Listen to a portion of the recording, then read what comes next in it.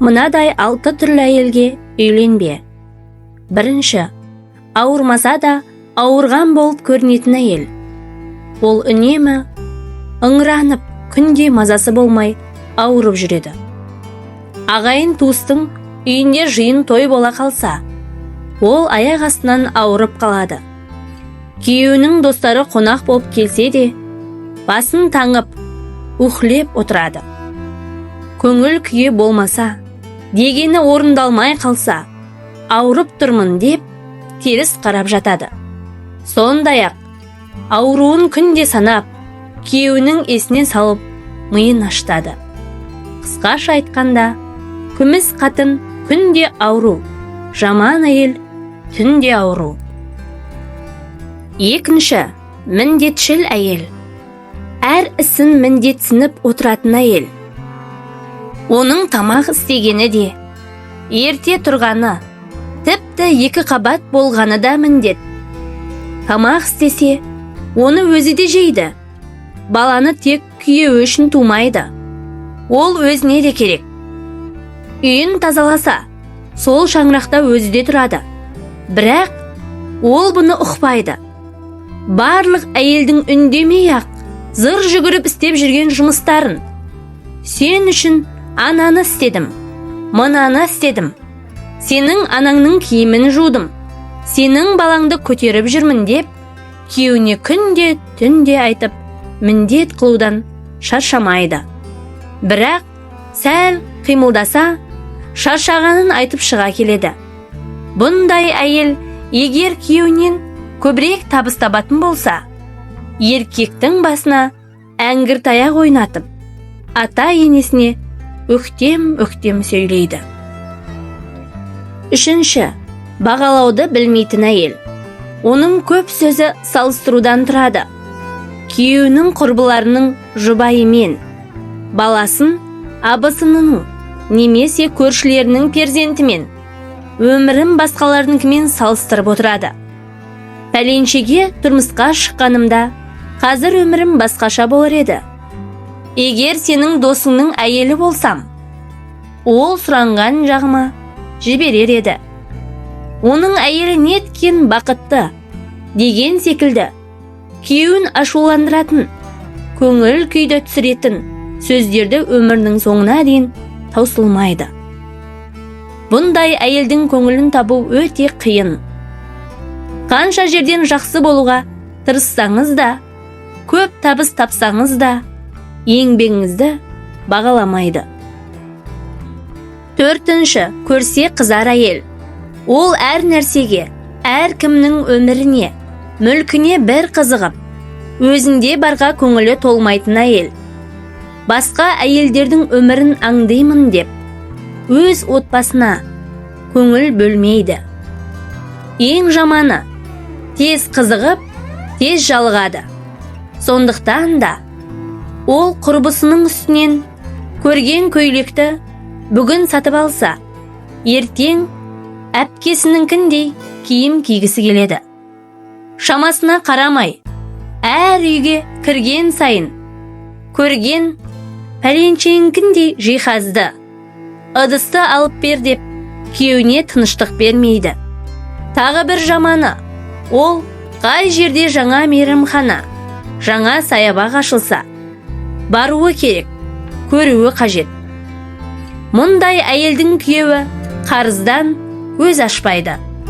Оның өмірі әйелін киімге, жылтыраған дүниеге, мейрамхананың дәмдасына тойдыру жолында өтеді.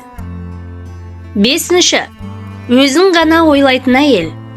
Ол күн ұзағына бет-аузын бояп, сәнденумен әлек болады.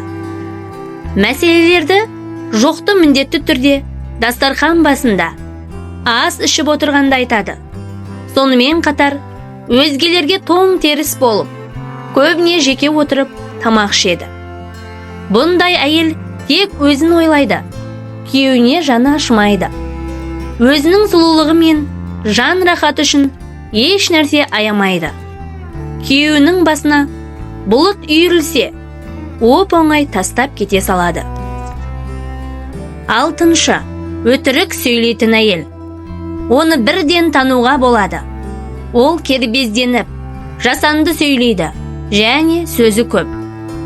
Әрине, көп сөйлегені жаман емес ау. Бірақ психологтар көп сөз өтірікке бастайды дейді. Ал өтірік сөйлеуге әбден дағдыланған әйел сатқындыққа да, опасыздыққа да бара алады. Үйленген жастарға некең баянды болсын деген тілек айтылады. Түсінген адамға бұдан артық бата жоқ. Ал ата-ана үшін перзентінің басы екеу болып, отау тіккеннен асқан бақыт бар ма десеңізші. Бірақ та ата-ананың үміт тілегін, бақыттың бағасын білмей, тіл табыса алмады, бір-бірімізден шаршадық деп, ажырасып кетіп жатқандар аз емес. Осы орайда барлық ұлтта жақсылық пен жамандық та, соғыс пен татулықтың да ұйытқысы әйел екені айтылады.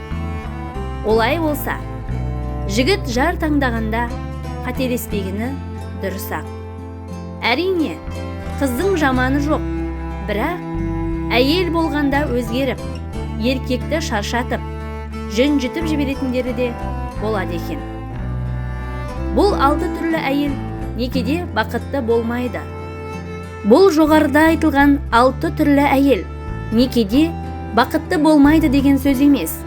Тек еркектің өмірін ойрандап, тозаққа айналдырып жібереді деген сөз. Оның жүйкеңізді жұқартып, мінезіне көніп қартаясыз. Ал шыдай алмасаңыз, ажырасып кетесіз. Ең жаманы, бұл екі жол да берекелі емес. Бірақ бұндай 6 түрлі әйелді қыз күнінде тану қиын емес. Қыз күнінде бәрі жақсы, жаман қатын қайдан шығады деген сөз бар. Құрметті ерлер қауымы, басыңыздағы жарыңыз, сүйіктіңіз, өзіңіздің таңдап алған жарыңыз. Ендеше, жарыңызға жылы сөзіңіз бен махаббатыңызды аямаңыз.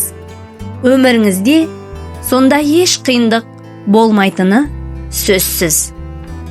Ең бастысы, жан жарыңыздың ішкі әлемін түсініп, оған әрдайым назарыңызды аударсаңыз, өмірде барлығы жақсы болады. Соған сеніңіз. Ерте ме, кеш пе, әр адам құшағында өзін бақытты сезінетін, жаны жай табатын, көңілі тыншитын адамға жолығады. Сол кезде көзі қай түсті бойы қанша екені маңызды болмай қалады. Ең бастысы, сен оның өмірінде қандай орын алатынын ғана мазалайтын болады. Әрбір жетістікке жеткен ер адамның артында әйелдің шексіз махаббаты тұрады. Сондықтан да әрбір отау құрған ер азаматтың, жастардың бақытты болуы, жан жарын адаспай табуы, ол өте үлкен бақыт. Барлық адамға сол бақытты сезінуді Аллам бұйыртсын.